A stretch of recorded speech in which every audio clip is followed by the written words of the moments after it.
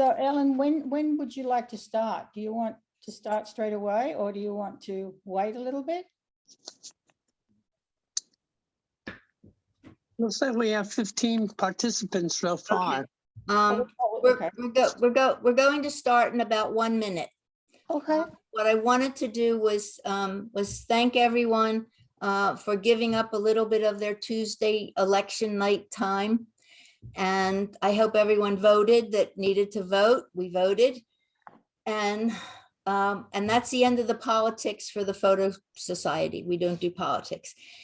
And yeah, it's just, it's just been exciting for me to be able to continue the Photographic Society with these Zoom meetings. And I thank all of you from the bottom of my heart for your support, because we're going to be 160 years, and I've put 25 of my years into it, which is a third of my life. Now you know my age. And I just really wanted to succeed, because it was the Photographic Society of Philadelphia that brought photography to Philadelphia. And then it just mushroomed into everything. And then it's been mushrooming and growing, and we are still here. The Photographic Society of Philadelphia is still alive and well, and we are looking forward to October and our 160th anniversary. And now it is my pleasure to introduce to you Julieanne Harris. You will love her work. I love her work. And if I love her work, you will definitely love her work, because that's how it's always been. So Julieanne, if you're ready, we're ready. I'm sort of ready. So as I say, everybody needs to ask me lots of questions. So I don't consider myself a traditional photographer. I started out as being an artist first, and then took about 35 years away from any form of artwork. And now I'm retired, I'm back and able to do what I want to do. But during my time doing other work, I did indulge in some photography. So first off, I'm going to show you my studio, and mostly it's my house. My living room is my studio, and my dining room is where I do all my editing. I do a lot of photography for dancers. So I thought that maybe you might, if you've been to the show down at the club, you might recognize, or this is not the exact one down there at the Plastic Club, but this is one of the series that I did in that. He's a dancer, and we took that right there in my living room with a black background and my Einstein lights. So, and if you have any questions, please do that. Okay, I photographed mostly for Philadelphia. This was one of their shots that we did actually down in their studio. It was white on white, and it was a little bit difficult for them to be able to do anything with. So I cut them out. I put them into a gray background, but they often take the cutout piece that I have and put it in other backgrounds so they can use it for their advertisement. This is another one of Philadelphia dancers. The girl, Michaela, she was the original in there, and there was another guy, Joe Gonzalez, and he left the company. So I sort of cut him out and put another one of their dancers, Will, in there instead, so that they could use that. This is something that Philadelphia used a lot on their billboards and down at the Kimmel Center and all kinds of advertisement. It was really fun to do. I did it here in the house, and the dancers knew exactly what they wanted to do. But we had a certain amount of trouble getting the shot because they were in these Lycra suits. And every time she would get in position on his back, she would sort of slide off. So it was a little hard to get, but we persisted and we eventually got that. This is back to Michaela again. This was for, they wanted to use these for their, what was it? It was their 90th year, I think. But anyway, this is a big advertisement piece that they used. This skirt that she had on is very heavy. It's 2 layers of a very heavy fabric. And it took quite a bit for us to get one where she actually jumped and, got the fabric to fluff up enough to make it look right. But she always does great stuff. This is a shot of Joe Gonzalez on the left, who is now no longer a member of Philadelphia. I think he's in Boston, and Michaela. And I was lucky enough on the 4th shot that they both went up exactly together. The only thing I was disappointed with was the fact that her arm was a little bit turned out a little bit over, sort of stretched, but for the most part, everything else worked out pretty well. They were pretty much doing the same thing. It's very hard for the dancers and for me, because I've got to time it just right, so that I get it when the leg is in and high, and for them to do it together, exactly together. So sometimes that's difficult. They'll often do different things. And this is another one of Joe in the studio that was used several years ago for Philadelphia.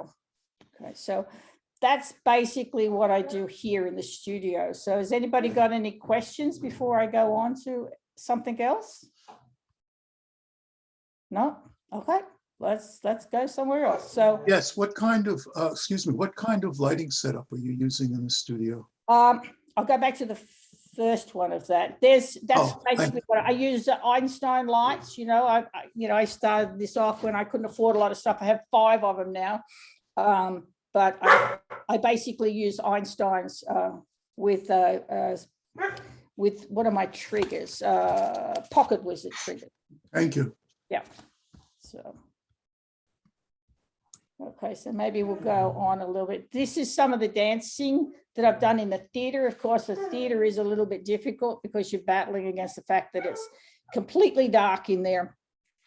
And this was taken in Russia at the Ballet Dance Festival there.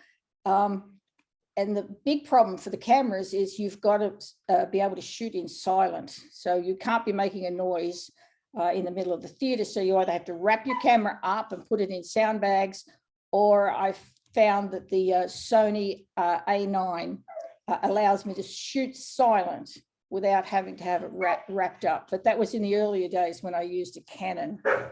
So I'm sorry, I'm sure you could probably hear my dog having a tantrum in the background there.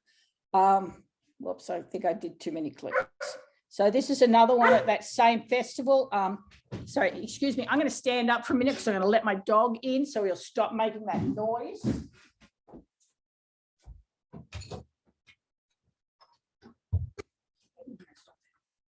Sorry.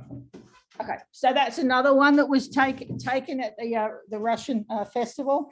And I can't go in close, but they're quite grainy. So I have to work them pretty hard when I come back into the studio here to try and get some of the grain out. This was another one from that same festival in Russia. The Russian dancers are wonderful if you ever get a chance to either see them or photograph them. This was Philadelphia. This is their performance that they did in April. And they have a couple of their older dancers return. This guy here, can you see my pointer? And this guy underneath here. 2 of their dancers at the very last minute got injured, and they had to call in a couple of their older dancers from the past. And luckily they were able to come up and do that. Again, this is Philadelphia, another one of their pieces from that same show. This is a Brazilian group. This was taken in Russia at that dance festival. And if you're interested in dance, they're going to be here at the Kimmel, I think, in April of next year. They are absolutely fabulous. It's a fabulous show to watch. They're very talented. And it's a really exciting show. Here is Philadelphia again. Another one from the Russian performances. Ballet is often a little easier to photograph because they tend to turn the lights up a little bit more. Contemporary dance often is very sort of dark, and you have to be following them all the time, because, you know, you don't just have one lead person that's doing all the dancing. You have to sort of keep watching who's doing what so you can try and track them. This is Joe Gonzalez again with Michaela. They did that in basically a show for the company, you know, like a little self show. And this one is another Philadelphia, but again, this was very, very dark. And they sometimes in this contemporary stuff, it is so fast. You have to keep tracking the whole thing. So that's basically an idea of my photography of dance. So does anybody have any questions about that at all? No? All right, we'll move on here. Here's some people shots. I have a quick question, Julieanne. So all these images, you're just using the light that's on the stage and shooting burst mode? What's that? Sorry, and shooting what mode? In burst mode, or you? Yeah, I often shoot in burst, and I have to continuous focus so I can keep it on the dancer and keep following that person. And it's the available light that they have. So it's often a battle to take something when they really have the lights down low. Wow, thank you. Yeah. So this is, I do headshots too for the dancers in their different companies. So, you know, if I get someone that has a particularly interesting face, I'll ask them, you know, to turn this way or that way so we could do something a little bit different. So this was a young girl that was in the Grace dance company. This man, John, he was just an interesting person who, you know, I was going to a meeting and the door was locked and I went and asked him, could he open the door? And he did that. And as he opened the door, all this light came up against his face. And I said to him, do you mind if I just take your photograph? So, and then I had a lot of fun playing with that, with, you know, sort of making it sort of a little bit more watercolorish with splashes of, you know, I like to experiment around when I can.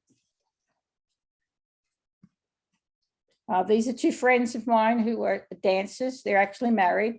And they came to get some dance shots, and we fiddled around with some headshots and bits and pieces towards the end. This I took in India. I was sort of down, I always go down the back alleys and things when I go to any place. I don't like to sort of live like a tourist so much. I want to go to where the actual people are, and to the old markets and places where people are just being, you know, local. So these two guys were just sitting on their stool talking to each other, and I stopped to take a photograph, and this one man here with the white turban just turned his head and looked up at me as if to say, well, what are you doing? So that was really, you know, I really enjoyed doing that. This is another young dancer. I took this in the studio. I used a back V flat to put her against to keep that light in tight. And then I put a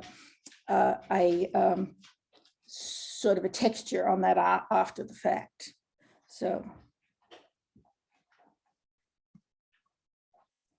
this young girl, she's a dancer as well, but she has this gorgeous red hair and these blue eyes. And she was a lot of fun. You know, the dancers all know how to pose, so you know they're very, very easy to work with.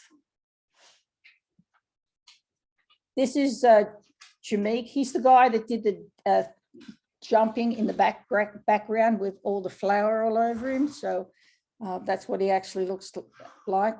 I take a lot of photographs for him. These guys that do a lot of dancing for different sort of you know, big singing groups, or they need consistent flow of photographs for their advertisement, and, you know, stuff for their jobs. And this is him again. We were fiddling around with just a small slither of light to see how that would look.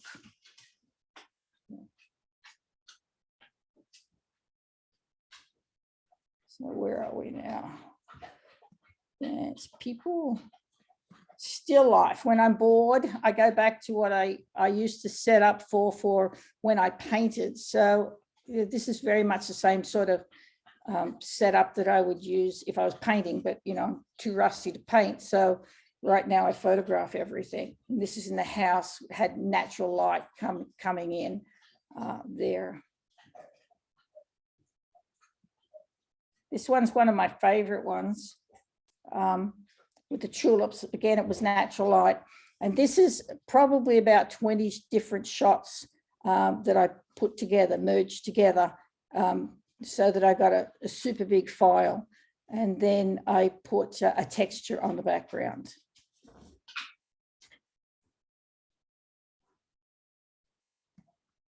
This is an older still life, probably a little bit too bright. I need to go back in there and take some of that brightness out of it. It's just a little oversaturated, but you know, again, I enjoy doing that.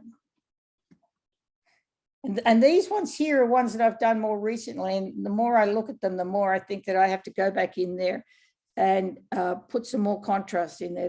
They're you know, natural light, but they're a little dull. So I need to work these over a little bit more, I think.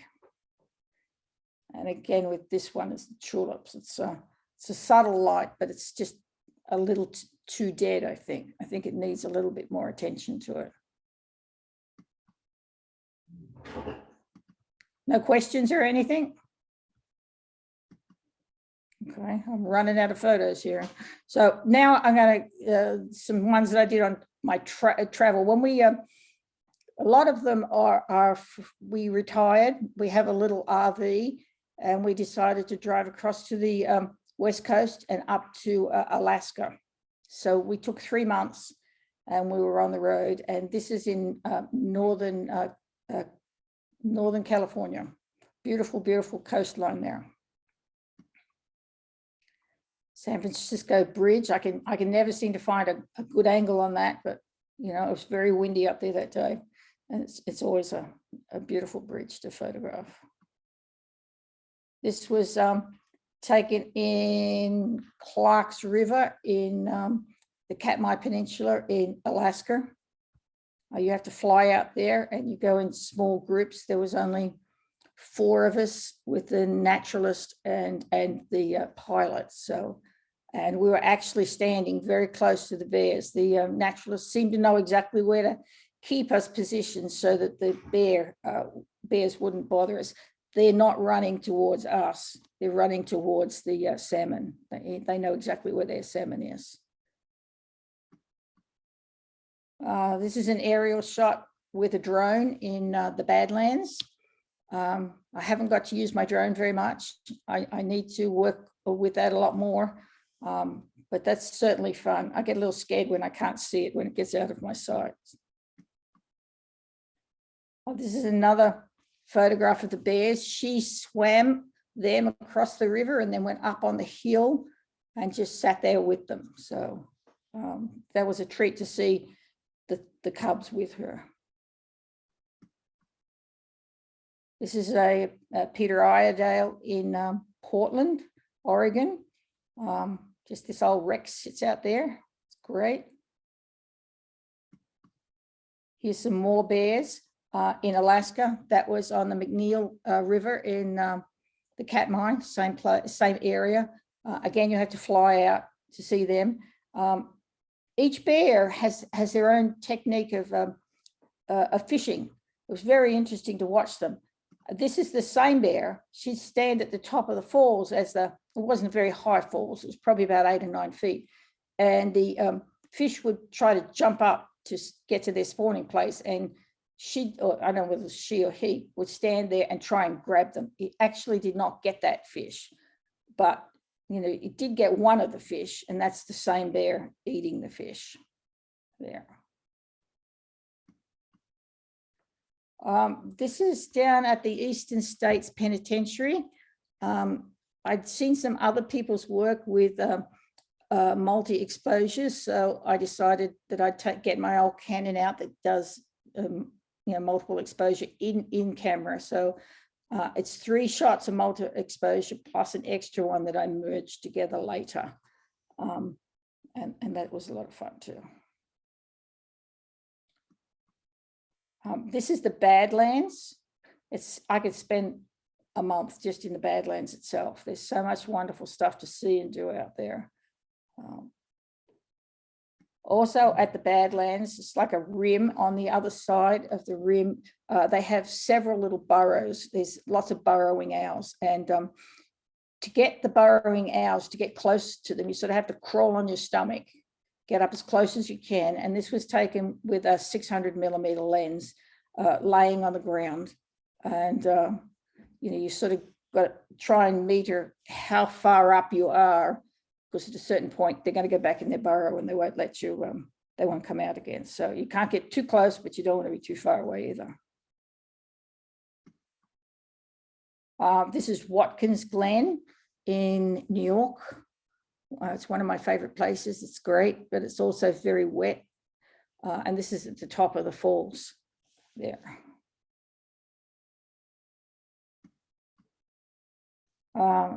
Bald eagle in Alaska. They have a lot of them. I was hoping that I would see a whole lot more, congregated together, but, they're just there on poles and looking for food. The fishermen are not supposed to give them what's left over from their catch, but a good many of them do. So that's why they congregate around looking to see if there's any scraps or something for them to eat at all. As we were going across, we stopped to Alaska, we stopped at Monument Valley. And there you have to go out in groups with the tribal people will take you out in their vehicles. And we stopped at this one place and the guide said, if you want to go over there, you can have your photo taken just like, what was his name? John Wayne, apparently in one of his movies, he had his photo as part of the movie sitting up on that particular place on his horse. So my husband ran over there and got on the horse, paid his $5 and had his photo taken. I took his photo, but he can't ride to save himself, but it looks good.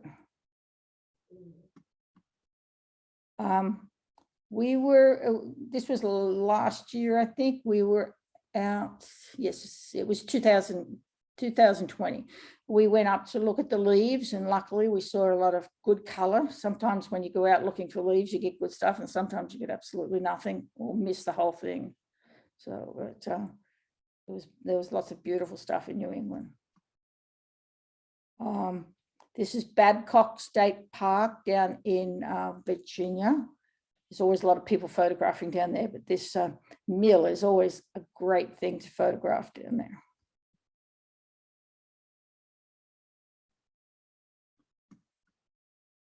Some mountain fog. I just love fog, if I can find it. This is a humpback bridge. Apparently this is the only one of this kind of bridge left where it has a hump in it like this. I'm not sure why they did it, but it's something to do with it lasting longer. They put the hump to take the weight, I guess. And this is out in Pebble Beach. They have on some of the golf courses out there, they have the bagpiper at sunset that plays.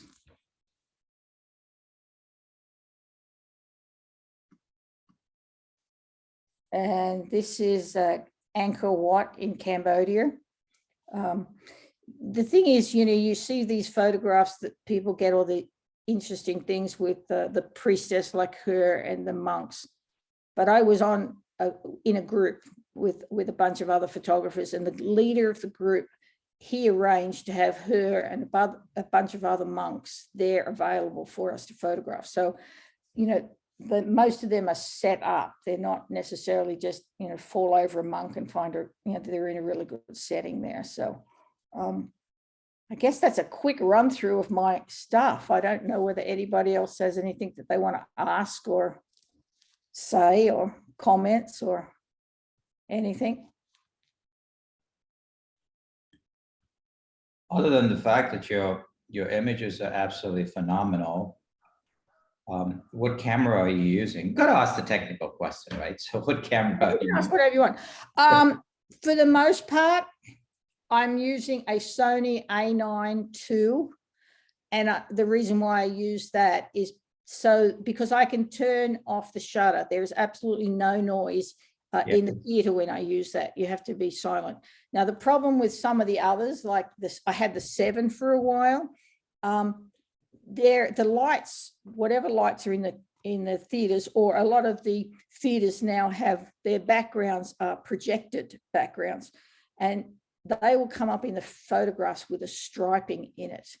So the A9 doesn't pick up that striping, and it doesn't make any sounds. So that's the one that I've been using lately, just for those basic 2 reasons. And I don't have to have a camera bag, a sound bag with wrapped up and stuff like that.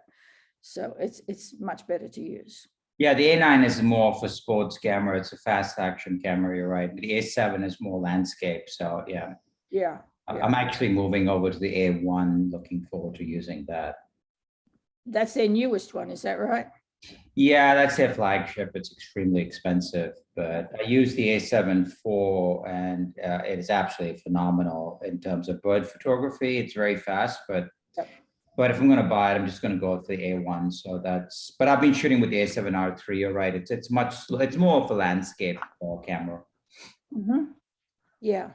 Beautiful images. Thank you. Thank you very much. Thank you. So I have a question. When you were shooting, and you said that you were shooting not in your studio, which is your house, but rather at the theater, were you shooting it during like a rehearsal, or were you shooting it actually during a live performance with an audience there? No, it's live performance. Let me go back there. Live performance. I shoot there in that studio. Hang on. I shoot in. Do you know the Kimmel at all? You know the Kimmel Theater? Yeah. Okay. At the back of the ground floor, there is a tiny lip behind the seats there. So I get in behind there. And I usually go to the rehearsals so I can get an idea of what is going to happen in the show. Because as I said before, it's very hard to keep up with them because not always one person is the lead. They'll be jumping around all doing different things. And then I usually will photograph maybe all 4 of their performances or however many they do. So I can sort of get a whole bunch of stuff. I tend to improve as I take more. And what kind of lens? I mean, I'm just looking at the spec. It looks like a 200 millimeter lens to get something like this from the back. Yes, I use a 70 to 200 on a monopod. Yes, that's basically what I use. This is an older one, and this is when I was using the Canon 1D, and I was worried I was going to get thrown out because that was a wonderful camera, but it made an enormous amount of noise with the shutter speed, with the shutter. Yeah. Julieanne, I noticed in your travel photography that looks like you're hefting a 600 millimeter lens. Yeah. Go ahead. I'm just curious what's in your bag, if you will, when you travel. I take everything, I mean, because we've got I call it the truck, because we have the little RV, we can take everything with us, and I just pull stuff out depending on where I'm going. But, I did talk to the naturalist before we went up in the plane, and I said, I've got all these different things. What should I take? Should I take the small stuff, or should I take the 600 millimeter lens? And he says, oh no, take the 600 millimeter lens. But he also did not tell me about all the walking that we had to do on the tundra carrying this stuff. And the tundra is not easy to walk on. It's sort of like squishy and it's up and down, it's very difficult to walk on. So it was hard, but I'm glad I took it. Thank you. I also had a second camera with me so I could switch on and off. So like with this one here, let me think. Oh, that one is the 600, but I also had a second camera on a strap, and I was the 70 to 200 as well. So I would switch backwards and forwards depending on how close the animal had got to me.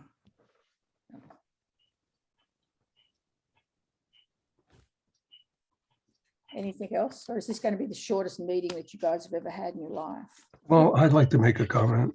Yeah. When you have such an excellent sense of composition. Really, my hat's off to you. And I love the fact that you're showing the EXIF data as part of your presentation. I mean, that's fascinating. What, sorry, what was that? Your EXIF data, in other words, the metadata that Oh, over goes here on with the the picture. side, yeah, sure. I mean, you know, some of these things have been heavily changed, manipulated and stuff, but it's only picking up the stuff there that's the camera put out, you know. Well, it's really interesting because many of the images that you were talking about, where you were talking about there not being a lot of light, it looked like you were shooting at ISO of 12.8. And I'm wondering, and I didn't notice whether that was manual or you had set that to automatic and have some other priority, but shooting at 12.8 and coming out with a clarity and sort of lack of noise of the pictures that you've got there, that's pretty remarkable. Yeah, I think that one, this one here is 12. Is this 12.8, this one here? But No, this one isn't. but this one is. Yeah. And if you notice, I had to go the shutter speed down. Now, these people were moving really fast, but they did stop at one point all to put their hand up. So I did get a few shots of this. I will run things through filters and stuff. I always photograph in RAW and as big a file as I possibly can. Well, thank you. It's a great, So that I great set of can photos. try and get that grain out, you know, but if you see them up close, they're pretty grainy. I mean, these theater ones are good to use on the website, but they're not very good. You'd never put them on a billboard or something big, you know, because you could definitely see the grain standing out then. Yeah. We have a question in chat. Do you shoot any black and white film? I haven't shot film since, well, since the changeover to digital, everybody changed over. But I do change things to black and white. I usually keep things, a copy of it in color, and then I you know, take it somewhere else and change it out to black and white. So, you know, a lot of times dancers will want their headshots either in color, and then the next thing they'll want them in black and white. So I make sure I keep all my working files so that I can change things around as people want them. Or I'll go, you know, if I think it's interesting or it might be interesting in black and white, I'll change it out to black and white. Yeah, but I don't photograph in black and white. I want to keep that color information there so that I can use it if I want it. So.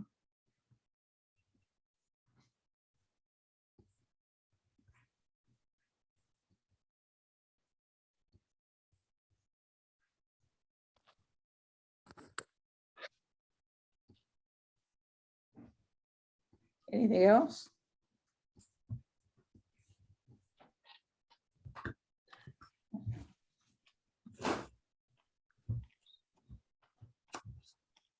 Julieanne, I think you have them mesmerized. I'm sorry, you know, I mean, as I say, I'm not the talky type, so you know, I could hold a conversation for hours, you know. I think they just absolutely loved your work and they don't know what to say because they're mesmerized. Thank you. Yeah, I like to experiment around and I'm always on like Facebook and Instagram and stuff, and I'm looking at other people's work. And if I see that they've got some sort of interesting technique or something, I'll sort of take, you know, that and try and figure out how they did it, why they did it, and if I can duplicate it, you know. And you sort of learn stuff all the way along by sort of copying. And that's what we used to do in art. You know, we would always be copying somebody else's paintings and stuff. So, you know, I love to. There's creative. Julieanne, there's one more question that came up. It was typed in. Do you use JPEG or RAW or another format? Well, if you use JPEG, you know, you shoot JPEG, you lose a lot of information. So I always shoot RAW. I have all my files are RAW. And then after I have completed working on them, I will probably send them over to JPEG. But no, I've made that mistake before. I've made some errors in how I was shooting them when they were in JPEG, and I couldn't do anything with them. But with the RAW, I can absolutely change a whole lot of stuff. So always RAW first, then JPEG later. Okay. Thank you, thank you, thank you, thank you, thank you, thank you, thank you, thank you, thank you. Well, thank you. It Thank was you. very short, but No, Um, I'm just gonna comment that these pictures were the kind of, after you watch it, say, this is really good. I'm gonna throw my stuff away. I can't match this. Your stuff's amazing. well, but you just have to experiment, you Yeah, I know? realize that. I realize that, but Experiment. your stuff is very, very impressive. Well, Don't give her too many pats on the head. thank you. Sorry, that was my husband in the background. She'll owe me $5 later. So, I don't know how many of our members are familiar with Harvey Finkel. Harvey Finkel is the Philadelphia photographer. I mean, and people have just elbowed to him. Yeah, everybody knows Harvey Finkel. So Harvey's latest book is, whoops, I'm falling apart, is Mothers. Okay. And the one right before that one is The Faces of Courage. And because I have a library, luckily, this one was from 20 years ago. It's called Still Home, The Jews of South Philadelphia. And the best part is that on June, where's my slide? Oh, yes. Where's my slide? Come on, I'm gonna fire you. Oh, don't do that. So on June 21st, on June 21st, Harvey Finkel will be presenting and talking about his work. And so the reason I'm telling you about the books ahead of time is that in case you have a chance to come across them, you take advantage of that time and you take a look at them, because oh my gosh, wow. So we are doing great, and we're heading toward 160 years in October, and hopefully we're going to get this COVID thing manageable. I don't know that it'll go away, but manageable. And I just want everyone to stay healthy, take lots of pictures or look at lots of pictures. Either will do nicely. And good, you can, we don't have the pretzels, and we don't have the Coca-Cola, and we don't have the white chocolate Kit Kats. Thank you. And I know that, we're thanking Julieanne for presenting her work, which was absolutely amazing. And I also have to send out a thank you to Adam, because I'm not such a young lady anymore, and Adam really just makes things so nice and smooth and easy. And so we all thank Adam, and we thank Julieanne, and go home and watch the election results, which will not be anywhere near as good as what you've just seen. All right. Good night. We'll see everybody next month. Stay. Thank you. Thank you. Excellent pictures. Thank you. Thank you, Julianne. Great job, Julianne. Thank you. Beautiful photos.